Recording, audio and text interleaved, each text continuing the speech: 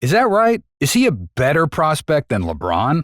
But here's the most important question about Wemby that no one's asking. Did the Spurs get it wrong? Were they wrong to pick Wemby? And a new dynasty is what Gregg Popovich and the Spurs are hoping will come with this young French superstar. The Spurs might have just cost themselves their future by winning the 2023 draft lottery, selecting French phenom Victor Wembanyama.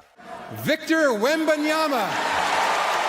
Keep watching to find out why he might end up being the biggest bust the league has ever seen. Victor came from a family of athletes. He had two grandparents that played professional basketball, an older sister that plays the sport, a track star for a father, and a basketball coach for his mom.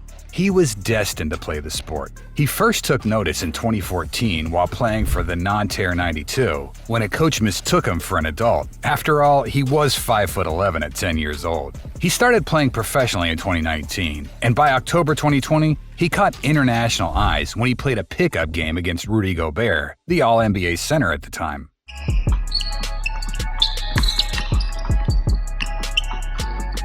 The first thing people took notice of was his frame. Gobert's 7'1", and this 16-year-old kid was towering over him. But he has skills, a tight handle, a nice jumper, and unbelievable defensive instincts. Even when the 2022 draft was all the rage a year and a half ago, people were just waiting for Wembanyama to come overseas. Sure, Paolo Banchero and Chet Holmgren are good, but have you seen Wemby? In July 2022, he joined the Metropolitans 92, a team coached by Vincent Collet, known for developing young talent. Then in October, everyone knew who Wemby was. He played 2 exhibition games against the G League Unite in Las Vegas. Playing against him was Scoot Henderson, the second most highly touted prospect of his NBA draft class. Scoot has been great attacking the rim all night, finishing around.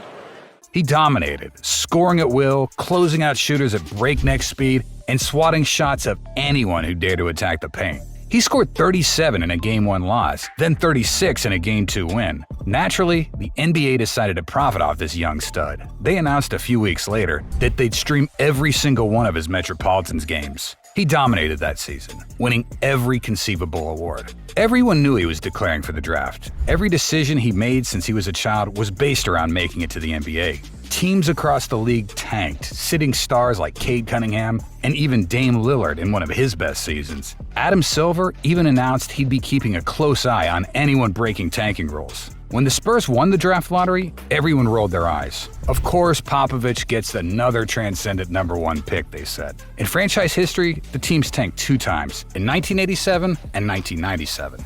Both times it worked. They got the number 1 pick. The guys they chose? David Robinson and Tim Duncan, 2 of the best to ever do it. The hype train was immediately high. Jay Bilas, a respected analyst, says he'll be an all-star right away. Well, he's going to be an impact player right away, especially on the defensive end. I think he'll be an all-star. The last guy to do that was Blake Griffin, and the last guy to be first-team All-NBA as a rookie was none other than Tim Duncan. People argued that he was the best draft prospect since LeBron James, and others said that was shorting Wemby. Is that right? Is he a better prospect than LeBron? Sure, he's 7'5", he's got unbelievable control of his body for a guy that size, and he has a killer instinct that a lot of young guys are lacking. I mean, how many times have you seen this in a game?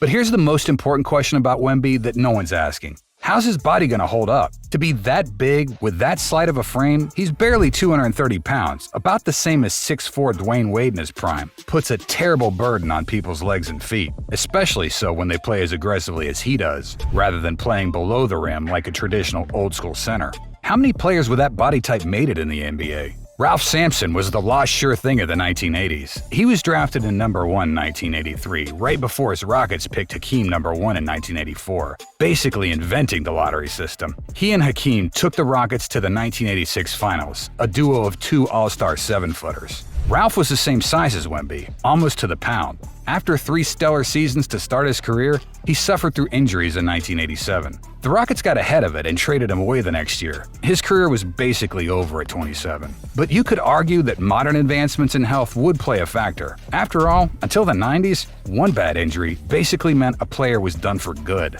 What about Yao Ming? He was a dominant force also for the Rockets in the 2000s. He basically paved the way for the NBA's popularity in China as one of the best offensive talents we've ever seen at center. Standing at 7'6", he was mostly healthy throughout his first 3 years before struggling with injuries for the next 4. He was knocked out of a 2009 playoff series against the Lakers, missed all but 5 games of the next 2 seasons, and never played again, done in the NBA at age 30. But you might say he was also playing overseas at the same time, meaning he was playing competitively 12 months per year. But across NBA history, guys who play bigger than they are pay the price. Or rather, their knees and back pay the price for them. Tracy McGrady was a guard in a center's body. His career ended abruptly with injuries. Michael Porter Jr. is as tall as Jokic, but plays like Jamal Murray, and he's already missed 2 seasons and is barely 25 years old. Ben Simmons, Kristaps Porzingis, Sam Bowie, the list goes on. Really, the only tall, skinny guy that can't be on this list is Kevin Durant.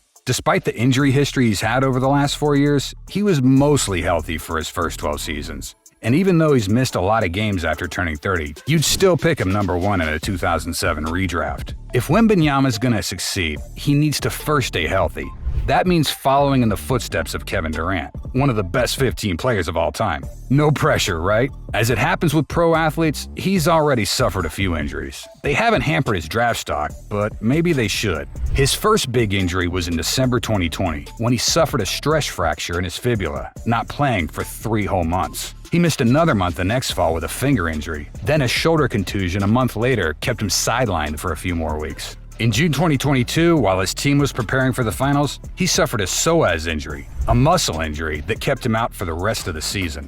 While Wemby was the obvious number 1 pick, the first few minutes of the 2023 draft were basically a formality. Maybe it shouldn't have been so obvious. Scoot Henderson's been playing professional basketball almost as long as Wemby, having graduated from high school early to become the G League's youngest player ever at 17. He is electric, a cross between Russell Westbrook and Jason Kidd. He'll enter the league as already one of its best passers, while also being an aggressive scorer who can lay down a few powerful dunks. Scoot is a guaranteed star. Maybe his ceiling is lower than Wemby's, but the floor is much higher. There's no way that Scoot will not be an impactful pro, while history tells us that Wemby's kryptonite will be his own health. Brian Sutterer, a doctor specializing in sports, wanted to tell everyone one thing: Wemby will be injured. Can't miss prospect in the history of pro sports. But I hate to break it to you Spurs fans, because he's almost certainly going to get injured in the NBA. Like I said, he's going to get injured. Just at some point in his NBA career, he's going to have an injury. Sutterer isn't as concerned, knowing that many of these players have injuries. After all, it's a contact sport, and we don't need to be worried about Wemby.